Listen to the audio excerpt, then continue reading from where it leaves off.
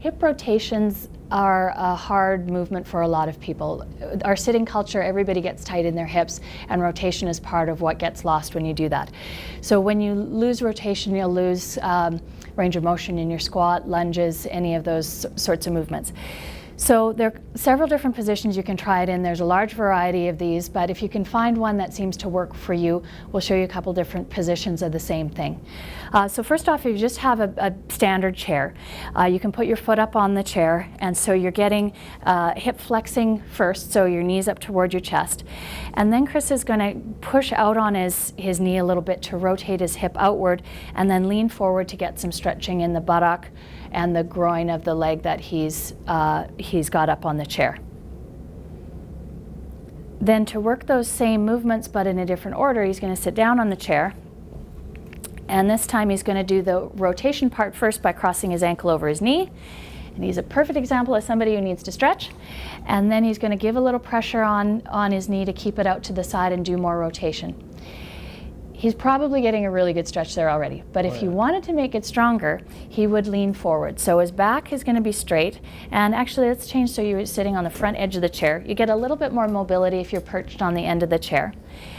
You're going to cross that leg over, back is going to stay flat, and he's going to lean forward from pivoting from his hip, so his tummy's coming forward and not just his head leaning over, to feel a stretch somewhere on the outside of that hip and underneath into the seat.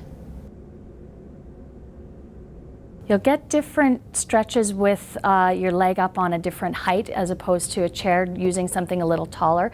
So at the gym, if you've got a box, or if you've got the back of a couch at home or something that's a little bit higher, you'll get into a new range with that stretch.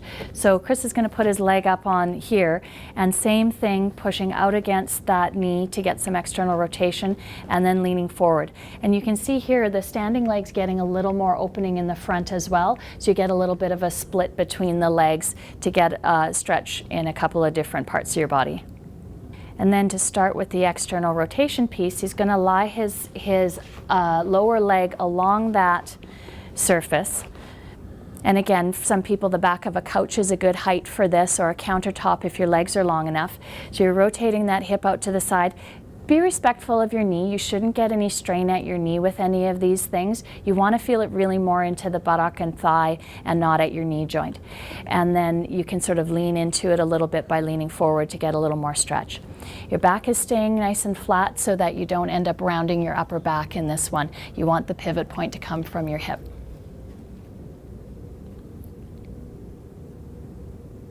So there's a floor version of these hip exercises as well, and all of these end up being things that'll help with hip mobility, but they'll help with buttock pain, which is a common thing that people end up having trouble with. So doing from the floor, leaning forward and getting the elbow to push out that external rotation there. If you're looking for more flexibility, you can stretch out the back leg into a little more of a yoga type position where that leg stretches behind you a little bit more, so you get some opening up in front of the hip if you want to add something to that position. Then going to the external rotation emphasis.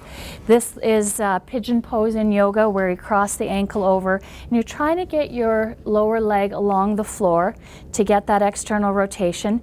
If you've got the flexibility to get the back leg behind you to stretch it out too, if it's too much, then either back off to the level that Chris is doing, or do it in another position if this is too intense. So if you're able to get into a deeper range of motion, this is more the yoga pigeon pose, where you're trying to get your lower leg onto the floor, and then you get a stretch of the back hip in the front as well. Just be careful about how much you arch your back up. Pigeon, we would lean forward a bit, but here we're trying to emphasize the rotation of the hip, so don't worry too much about bending forward. Be upright here without arching your back too much.